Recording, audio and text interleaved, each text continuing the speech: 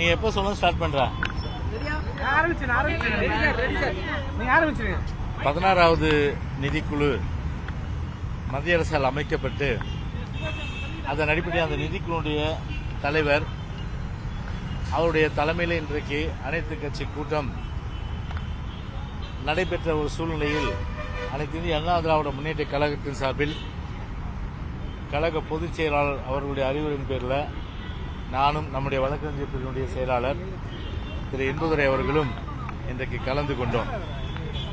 பொதுவாகவே அதாவது ஒரு vertical devolution and horizontal devolution சொல்லுவாங்க.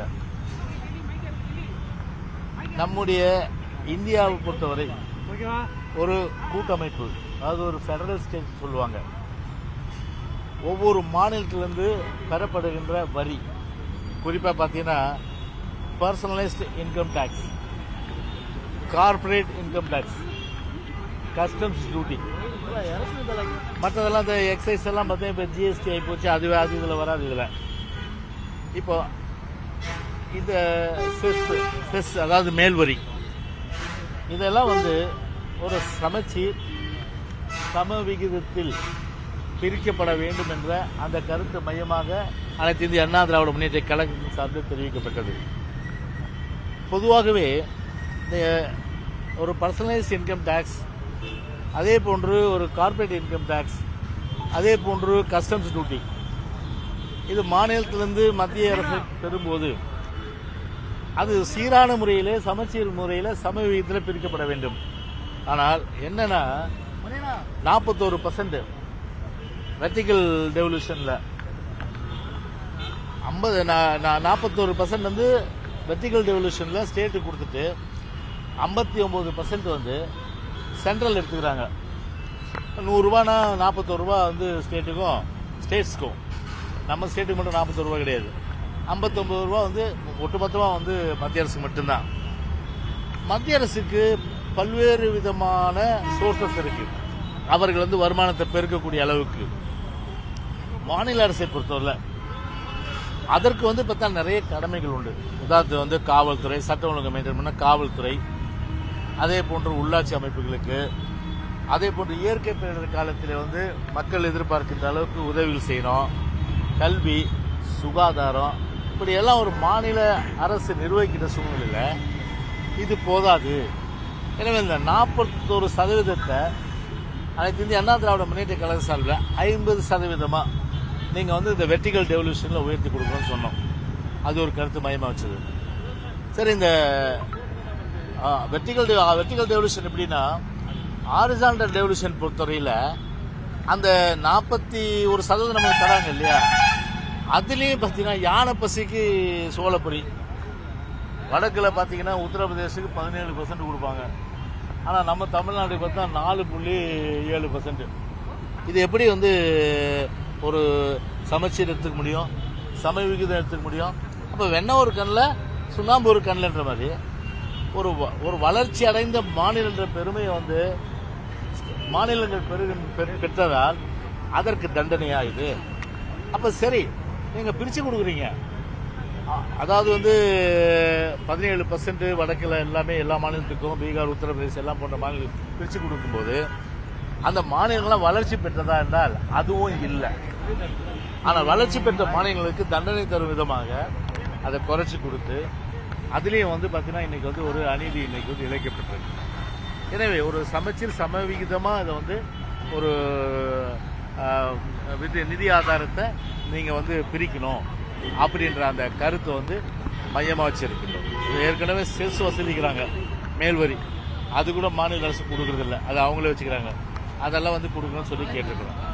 இப்படி ஒரு நிதி கமிஷனை பொறுத்தவரை ஏதோ இந்த ஒரு 16வது கமிஷன் மட்டும்தான் நீங்கள் நினைக்காதீங்க. இதுக்கு முன்னாடி இருந்தது, இது 14, 15 இருந்தது, 14 இருந்தது, 13 இருந்தது, 12 இருந்தது. 12வது நிதி கமிஷன் பொறுத்தவரையில் 5.9% கொடுத்துருக்காங்க. அதுக்கு பிறகு பார்த்தீங்கன்னா 13லையும் குறைஞ்சி போச்சு, 14லையும் குறைஞ்சி போச்சு. அப்போ மொத்தமாக தமிழ்நாட்டை பொறுத்தவரை மக்களுடைய கேள்வி, மத்தியில் யார் ஆட்சி புரிந்தாங்க? ஒன்று காங்கிரஸ், இன்னொன்று பிஜேபி. அது யார் முட்டு கொடுத்தது? தமிழ்நாட்டில் இருக்கிற திமுக தான் முட்டு கொடுத்தது. அன்னைக்கு திமுக தயவுல தான் அன்னைக்கு காங்கிரஸ் இருந்தது. அன்னைக்கு திமுக தயவுல தான் அன்னைக்கு பிஜேபி அன்னைக்கு வாஜ்பாய் அரசாங்கத்தை நடத்திட்டு இருந்தாரு. நான் கேட்குற 2 கேள்வி. திமுகவை மாநில பட்டியலில் கல்வி இருந்த நிலையில் திருமதி இந்திரா காந்தி அம்மா எமர்ஜென்சி காலத்தில் மாற்றினாங்க. அதை ஏன் 17 வருஷமா மத்தியில் சொலையா ஆட்சியில் இருந்து நீங்கள் அதை மாற்றுவதற்கு உண்டான முயற்சி எடுக்கல? ஏன்னா செய்கிற இடத்துல இருந்தீங்க. நீங்கள் அந்த இடத்துல நீங்கள் வந்து எக்ஸிக்யூட் பண்ணுற இடத்துல இருந்தால் தவற விட்டீங்க, கோட்டை விட்டீங்க. இந்த எல்போர்டு ஏகாம்பர ஸ்டாலின் அரசாங்கம் அன்னைக்கு அவங்க அப்பா அரசாங்கம் இருந்தது. இப்போ எல்போர்டு அரசாங்கம் இருந்து அந்த எல்போர்டு அரசாங்கம் எதை பற்றியும் வாய் திறக்கிறது இல்லை. புரியுதுங்களா? எல்போர்டு ஏகாம்பர அரசு டிஎம்கே கவர்மெண்ட்டை பொறுத்தவரையில் சரி. அதற்கு பிறகு வந்து 17 வருஷம் மத்தியில் இருந்த சூழ்நிலையில் கல்வியை வந்து பொதுப்பட்டியலாக்கல, அது ஒரு விஷயம். சரி, அதுக்கு பிறகாவது சரி நம்ம 17 வருஷம் மத்தியில் இருக்கிற நம்ம ஆதரவு நடந்துட்டு இருக்கு, நம்முடைய மாநிலத்தை நம்ம வளர்ச்சி பெற செய்கின்ற அளவுக்கு ஏன் வந்து ஒரு வெர்டிகல் டெவல்யூஷன், அதாவது வந்து அந்த டெவல்யூஷனில் வந்து 50% உயர்த்துவதற்கு வேண்டிய நடவடிக்கை அன்னைக்கு எடுக்கல. இன்னைக்கு வந்து பேசுறாங்க இன்னைக்கு, ஆனால் அன்னைக்கே பண்ணியிருக்கலாம். அன்னைக்கு அதை தவற விட்டாங்க. ஹாரிசான்டல் டெவல்யூஷனில் அதை 4.7% ஆச்சு இல்லையா, அதையும் உயர்த்துறதுக்கு வேண்டிய நடவடிக்கையை திமுக எடுக்கல, திமுக காங்கிரஸ். எனவே அந்த வகையில் எங்களுடைய நிலைப்பாடை பொறுத்தவரை சொல்லியிருக்கோம். ஒரு தெளிவான ஒரு சமச்சீர் சம விகிதத்தில் நீங்கள் வந்து இந்த நிதியை பிரிக்கணும். மாநிலத்துடைய வளர்ச்சி நடைப்பில் உள்ளாட்சி அமைப்புகளுக்கு அதிக நிதி தரணும். அதே போல் டிசாஸ்டர் இயற்கை பேரிடர் காலங்களில் பாரபட்சம் இல்லாமல் மக்களுடைய எதிர்பார்ப்புக்கு துன்பங்கள் துயரங்களை துடைக்கின்ற வகையில் நிதி தாராளமாக கொடுக்கணும். ஆனால் தற்காலிக நிதி தான் கொடுக்கணும் ஒழிய வேறு எந்த ஒரு அளவுக்கும் நிதி வாரி வழங்குவது இல்லை. எனவே இது போன்ற கருத்துக்களெல்லாம் வந்து சொல்லியிருக்கோம். உங்களுக்கு டீட்டெயில்டு ப்ரெஸ் நோட்டு உங்களுக்கு ஏற்கனவே அனுப்பியாச்சு ஆங்கிலத்தில். நீங்கள் அதை டிரான்ஸ்லேட் பண்ணி நீங்கள் போட்டுங்க. நீங்கள் அரசினுடைய திட்டங்களுக்கு செயலாளர் புஷியான இன்னைக்கு ஒரு அறிக்கை வச்சிருக்காரு. அதிமுகவுடன் தமிழக வெற்றிக்கழக கூட்டணி இடம்பெறுகிறது அப்படிங்கிற வரக்கூடிய செய்திகள் அனைத்தும் தவறானவை அப்படின்னு ஒரு விஷயத்த சொல்லியிருக்காரு. அதை நீங்க எப்படி பாக்குறீங்க? அதிமுகவுடன் கூட்டணி ஓப்பனா இருந்தது, இப்போ க்ளோஸ் ஆயிருக்காங்க, டோர் க்ளோஸ் ஆயிருக்கு. இல்லைங்க, இப்போ வந்து ஒரு விஷயம் பொதுச் செயலாளர் பொறுத்தவரை ஏற்கனவே தெளிவுபடுத்திருக்காரு. ஒத்த கருத்துடைய, அதாவது பிஜேபி இல்லாத ஒத்த கருத்துடைய, அந்த ஒத்த கருத்து என்ன? இந்த ஆளும் எல்போர்டு ஏகாம்பர ஸ்டாலின் அரசாங்கம் மக்கள் விரோத செயல், ஜனநாயக விரோத செயல், அடக்குமுறைகள், அது மட்டும் இல்லாமல் எல்லா வகையிலையும் வந்து தமிழ்நாடு பாதிக்கப்பட்ட நிலையில் இந்த தீய சக்தியாக இருக்கின்ற இந்த விடியாத ஸ்டாலின் அரசாங்கத்தை வீட்டுக்கு அனுப்பணும். அதுக்கு யார் வேணாலும் வாங்க, பிஜேபி தவிர. அது கூட என்ன சொன்னார், அந்த தேர்தல் காலகட்டத்தில் தான் ஒரு அப்ராப்ரியேட் டைம், அதாவது வந்து ஒரு சரியான நேரம், அந்த நேரத்தில் நம்ம பேசிக்கலாம். அதனால் அந்த ஒத்த கருத்துடையவர்கள் வந்து வாங்கன்னு சொல்லி தான் அழைப்பை கொடுத்தாங்க.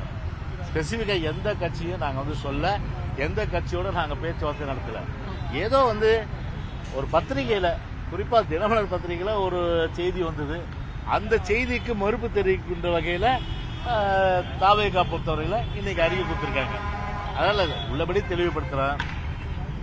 பொதுச் செயலாளர் பொறுத்தவரை ஒரு தெளிவான நிலைப்பாடு, திமுக அகற்ற வேண்டும் என்ற அந்த எண்ணம் கொண்டவர்கள் யாராக இருந்தாலும் எங்கள் தலைமையை ஏற்றுக்கொண்டு எங்கள் கூட்டணியில் வந்தால் அது குறித்து தேர்தல் காலம் நெருங்கும் போது எங்கள் கட்சியும் பொதுச்செயலாளர் முடிவு செலுத்த அவரே சொல்லியிருக்காரு. அந்த கருத்தை தான் சொல்ல முடியும். இல்லைங்க, இப்போ அதுதான் நான் சொல்லிட்டேன் இல்லையா. இப்போ அதுதான் சொல்றேன். ஒத்த கருத்து, ஒரே வியூ, ஒரே நோக்கம், ஒரே நிலைப்பாடு என்ன, திமுக வீட்டுக்கு அனுப்பணும். அதுதான் பொதுச்செயலாளர் சொல்லியிருக்காரு. யாராக இருந்தாலும் வாங்கன்னு சொல்லிட்டு. அது ஓப்பன் டு ஆல் தானே அது. அதனால இது அப்ராப்பரேட் டைம் இல்லை, அந்த பேச்சுவார்த்தை நடக்காத சூழ்நிலை. ஒரு பொதுவான கருத்து தான் பொதுச்செயலாளர் சொன்னார். அந்த மாதிரி பொதுவான கருத்து சொல்லும்போது எந்தவித வந்து கூட்டணி பேச்சுவார்த்தை நடக்காத சூழ்நிலையில் ஒரு பத்திரிகை செய்தியை வச்சு இன்னைக்கு அந்த மறுப்பு தெரிவிச்சிருக்காங்க. அவ்வளவுதான் நான் சொல்ல முடியும். தேர்தலுக்கான ஒரு இன்குபேஷன் பீரியட் தான் ஒரு 1 இயர்ன்றது. 2026 இன்னும் ஒரு 1 இயர் கூட இல்ல நமக்கு. இந்த டைம்ல இருந்தா பிரதான அரசியல் கட்சிகள் பேச்சுவார்த்தைகளை தொடங்குறது, மறைமுகம் அதிகாரப்பூர்வ பேச்சுவார்த்தை தேர்தல் நெருங்கும் போது நடைபெறுகிறது. பட் அதற்கான அச்சாரமிடுவது, அவரை அணுகுவது போன்ற செயல்கள் இந்த காலகட்டத்தில் நடக்கும் இல்லையா? அது போன்ற விஷயங்கள்ல வந்து இதுக்கு இந்த தகவல் வெளியே வந்து இப்போ நீங்க அதை தலைமை ஏற்றுக்கணுன்ற அளவுக்கு போயிருக்கீங்க. இல்லை அதுதான் நான் வந்து திரும்பவும் அதே பாயிண்ட்டுக்கு வரேன். புரியுதுங்களா? ஒரு நிலைப்பாடு, கட்சி என்ன நிலைப்பாடு, அந்த நிலைப்பாடை பொதுச் செயலாளர் தெளிவுபடுத்தியிருக்காரு. அந்த நிலைப்பாட்டுக்கு ஒரு இறுதி வடிவம் எப்போ வரும் சொல்லுங்க? திமுக அகற்றுன்ற அந்த கட்சிகள்லாம் ஒன்னா சேரும்போது ஒட்டுமொத்தமாக அவங்க எல்லாம் எங்ககிட்ட தான் வரணும்.